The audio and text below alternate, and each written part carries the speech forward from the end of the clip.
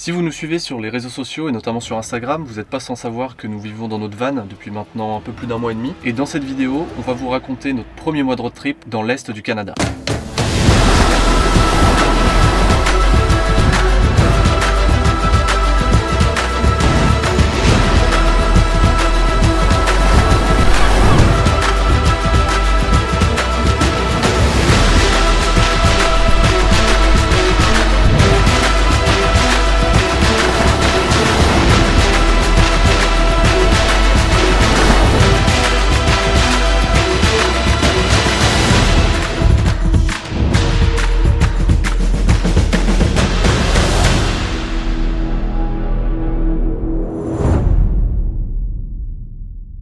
Du coup, notre objectif, c'était de découvrir le Nouveau-Brunswick et la Nouvelle-Écosse. On partait de Montréal et notre première étape était Rivière-du-Loup pour descendre au sud.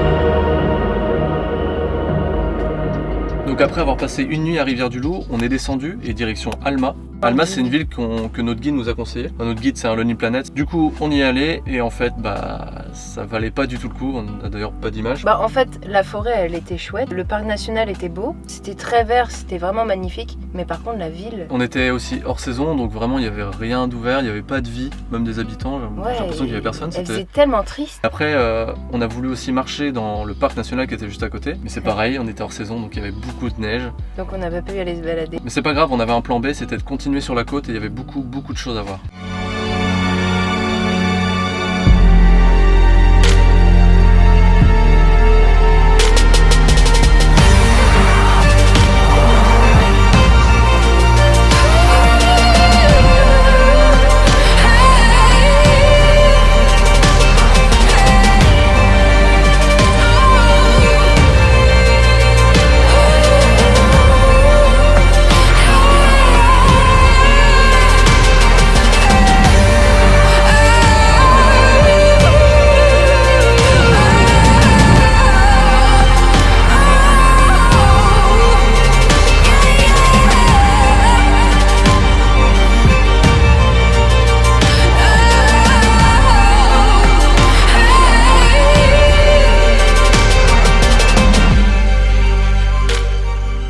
Ensuite, on a décidé d'aller sur l'île du Prince-Édouard. On s'est dit que voilà, il fait pas beau, mais c'est pas grave, on peut quand même aller sur l'île, ça sera peut-être plus joli, plus sympa. Et en fait, sur le chemin, on a eu un petit problème.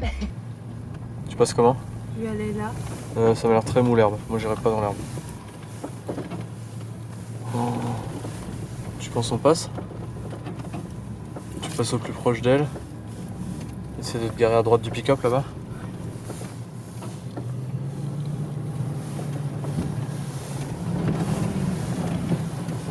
J'ai tellement pas confiance. Vas-y. Pas plus à gauche. Plus à gauche. Allez! Oh non!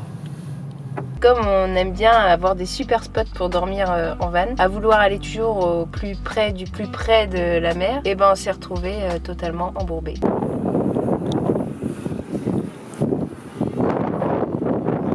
Mais heureusement, il y avait tout un tas de pêcheurs qui étaient là, ils pêchaient la palourde. Ouais, on a eu de la chance, ça s'est joué à 5 minutes. Ouais, parce que 5 minutes après, ils partaient et on était dans notre boue là, tout seul. Et du coup, avec leur gros pick-up et leur 4x4, ils ont essayé une première fois, la corde casse. Vas-y. Une deuxième fois, ça recasse. Ça a recassé, ils ont tous essayé, puis au final, il y a quelqu'un qui a réussi à nous sortir, on était tellement contents. Et en plus, en prime, on a eu 4 palourdes. Ils nous ont offert 4 palourdes. C'est une bonne anecdote. On était un peu stressés sur le moment, mais au final, c'est une chouette Parce histoire. qu'on était vraiment bien embourbés. Très bien embourbés. On a Puis cru qu'on allait pas en sortir. Le pot d'échappement était à ça de l'eau, enfin bref. Ouais. Et finalement, on est sortis. Après cette folle aventure, on a décidé de vraiment aller sur l'île du Prince-Édouard. Et là... En fait, pour aller sur l'île du Prince-Édouard, il y a un énorme pont. C'est le plus grand pont au-dessus d'une mer glacée. Du coup, on était super excités à l'idée de le prendre et de se dire, ça va être génial. En plus, on aura une super vue et tout. Et en fait, la météo était vraiment pas avec nous. On a vraiment pas eu de chance. Enfin, de toute façon, l'île du Prince-Édouard, on est resté 4 jours. Et pendant les 4 jours, on a fait quasiment le tour, mais on a eu de la pluie tout le temps, du brouillard. Il faisait froid. Chaque fois qu'on voulait voir un paysage, on voyait rien. Il y avait du brouillard. On pouvait pas se promener. Il pleuvait. Du coup, très mauvaise expérience. On est un peu dégoûtés. Prince-Édouard, ouais. Alors apparemment, tout le monde dit c'est hyper beau, c'est joli. C'est génial. On dit pas que c'est moche, hein, mais là, c'était pas beau, vraiment. Il y a juste un petit point positif. Ouais. C'est qu'on est allé dans un parc national pour dormir. Et là, juste au moment où on se gare, on n'a même pas eu le temps de sortir de la voiture. On a aperçu un petit renard. Mais il est maigre en fait, non? C'est magnifique. J'en reviens pas. Et donc c'est pour ça qu'il y avait des remarques sur le parc ici. Ils disaient ne nourrissez pas les renards. C'était vraiment bizarre parce qu'ils s'approchaient très très proches. On a presque pu les caresser. Vous voyez bien que c'était pas normal parce qu'ils devraient pas s'approcher autant des hommes. C'est des animaux sauvages, ça devrait rester sauvage. On était contents de les voir, mais on en a même vu un deuxième après qui, pareil, s'est approché de nous. Et du coup, moi je le prenais en photo et j'ai même eu peur parce qu'il s'approchait de moi. Mais c'est incroyable, c'est vraiment magnifique. Parce qu'en France, on n'en voit jamais d'aussi près. Enfin, j'ai pu voir la couleur de leurs yeux qui était vraiment... C'était incroyable. Mais vraiment, c'est des animaux super beaux. Et autrement, sur l'île du Prince-Édouard, on a quand même fait quelques balades. On a fait une balade sur la plage. On s'est dit qu'on allait prendre des sacs poubelles avec nous dans nos sacs à dos. Et puis comme ça, sur le chemin, on allait ramasser les déchets qu'on trouvait pour les mettre dans le sac poubelle. Et je pense qu'on s'en doutait un peu, mais au bout de 30 minutes, on a rempli 2 sacs. Je sais pas si c'est plus sale parce qu'on l'a jamais vraiment fait chez nous. Tout ça pour dire qu'on s'est rendu compte qu'il y avait vraiment beaucoup de déchets. Il y en a tout le temps, quoi. Et que du coup, on allait faire plus souvent ce genre de truc, de se balader avec un sac. Parce que les gens qui jettent ce genre de déchets, c'est pas eux qui vont les ramasser. C'est sûr, c'est pas à nous de les ramasser, mais si personne le fait, bah... Parce que je pensais pas qu'au Canada, il pouvait y avoir autant de déchets. Dans ma tête, c'était, il y a plein d'espaces verts et de nature. Donc ouais, ils sont soucieux de l'environnement et en fait, c'est tout le contraire. Et après cette balade, du coup, on commençait vraiment à voir notre morale vraiment tomber parce que quand tu vis en van, qu'il pleut, qu'il fait froid, tu peux pas sortir, t'es bloqué dans ton van en fait. Tu peux juste aller dans des cafés et tout, mais bon, souvent c'était fermé parce que on est hors saison. Et ben, le moral commençait à tomber et puis on s'est dit, bon, c'est bon, on coupe court à l'île du Prince-Édouard et puis on se barre, quoi. On y va, on essaie d'aller trouver le soleil. Le plus vite possible. Et là, du coup, on a fait direction vers le Cap Breton. Et le fameux Cabot Trail. Et là, franchement, c'était une vraie claque.